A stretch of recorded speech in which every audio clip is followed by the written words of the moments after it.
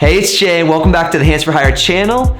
My buddy Matt has been super busy up in New Jersey with his DIY projects around the house. He had taken his garage and converted it into his own man cave. When Ida came along, it flooded out his entire space and he had to replace everything. So the renovation video was really about how he redid all of that.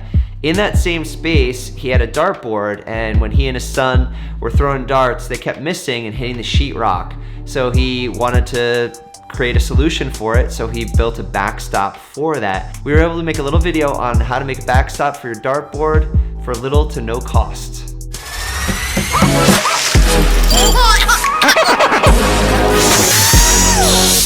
Good morning, Handz for Hire family. Today we're going to do a quick project since the kids are at school. I have some time.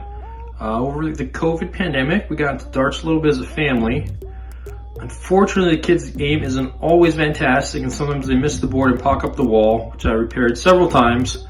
So now that I have some time, what I'm going to do is actually build a backing to the dartboard so we can miss as much as you want and just put nails in some wood. I'm going to try to use some pallet wood that I got from my neighbor's yard, and we'll see how it comes out. So this is my first pallet project, but fortunately my neighbor moved out and left me about 9 pallets I was able to disassemble. I'm really just using a sawzall to cut through the nails, pulling the pieces off, and I was left with a whole bunch of wood. So I'm hoping I can do a bunch more projects. To sand down the pallets, I started with the regular vibrating sander. It didn't work great, so gotta step it up, go with the belt sander, and we'll start putting this together. So this is my outdoor workstation. I got my pallet planks I need. I did measure them, realizing they are not all the same size, so if you are doing a project with pallets, be aware, even though they look about the same size, they're all about an eighth, quarter, here and there, so be aware of that. My project is going to be about 35 by 35 inches, so I'm going to cut them down, get them sanded, use my trusty Bosch here, which is a great tool.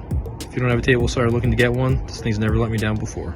Alright, a quick test fit. I'm going to frame this out, but I want to make sure it looked okay, which we do. I think I've mentioned before, I'm a big fan of cordless tools. I really like the rigid ones, but any of them just make life so much easier than having to drag around cords.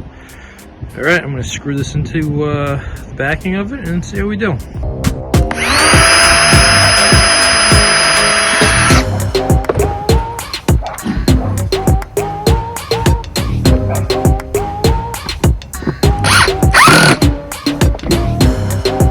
Probably not necessary, but whenever I build something with slats, I want to stay square. I always put a cross piece behind it to keep it straight. I'll start using the nail gun instead of screws. It seems to be holding everything just fine. Again, cordless, super easy. To get that crossbeam, Matt just took a couple of other scrap 1x4s that he found in his yard, and so far the cost of this entire project is next to zero. The next part, he found some stain in his garage and just used a clean cloth to wipe it on the boards and gave it a nice color. We're looking good so far. I do want to put some little frames around the edges, so I'm just going to cut one of these 4-inch planks in half. What Matt's talking about in this last scene is he's going to take a board and he's going to take one of the slats from the pallet and he's going to rip it with the grain so that he ends up getting 2 pieces, and he's going to make a nice border around this little backstop. So in this next clip you'll see the final product where he actually frames it out, makes it look just a little bit nicer, and gives it a nice border. Alright, I know there's a little sun on this, but cut the corners at 45 to put a little trim on there. Put a top and bottom piece in. The gel stain is setting very nicely. Just waiting about another half an hour. I'll shellac and be done with this guy. The stain dried. Next I put on a coat of oil paste polyurethane because I am expecting the board to take quite a lot of wear and tear.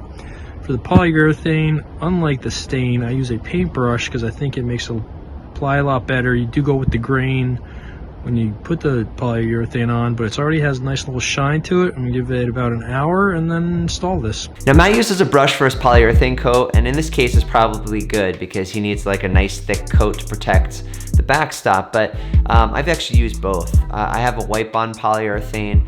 That's really good. I featured it in some of my videos when I've redone furniture and that kind of stuff. Either way you go, just make sure that if you're gonna wipe it on, like Matt said, it's just a little bit thinner when you wipe it on, so you might have to do 2 coats. In this case, when he paints it, he may get away with just 1 coat. The difference is that if you do it with a paintbrush, you you'll get the paintbrush strokes sometimes, even though some of the polyurethane will level out as it dries. But the white bond, you're not gonna get the brush strokes in the actual finish of your product. So depending on what you like and your preference, you can choose either. I'll link both of them below, just so you can get an idea of the two products. Yes, I like my cordless orange tools. I've seen it before. Matt has a pretty awesome garage full of rigid tools. Pretty sweet.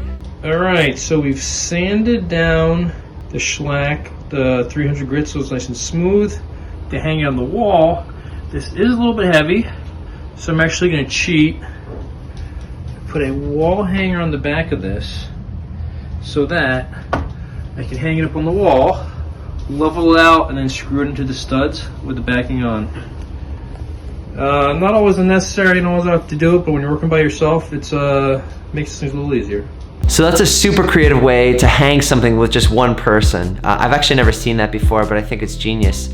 So Matt is just mounting one screw on the wall, he hangs it on the frame, and then once he's located the studs, then he screws it into the studs on the wall. And that picture frame holder holds it in place to the height he wants it. So you know, when you don't have a second person, you don't have that extra hand to lift it up and put it on. So this is something that I'm actually gonna use in the future. Pretty cool, Matt. This is the first row of these. And it makes sense. All right. Thank you, Matt, for sharing this footage. That was awesome. Don't forget to like this video and please consider subscribing.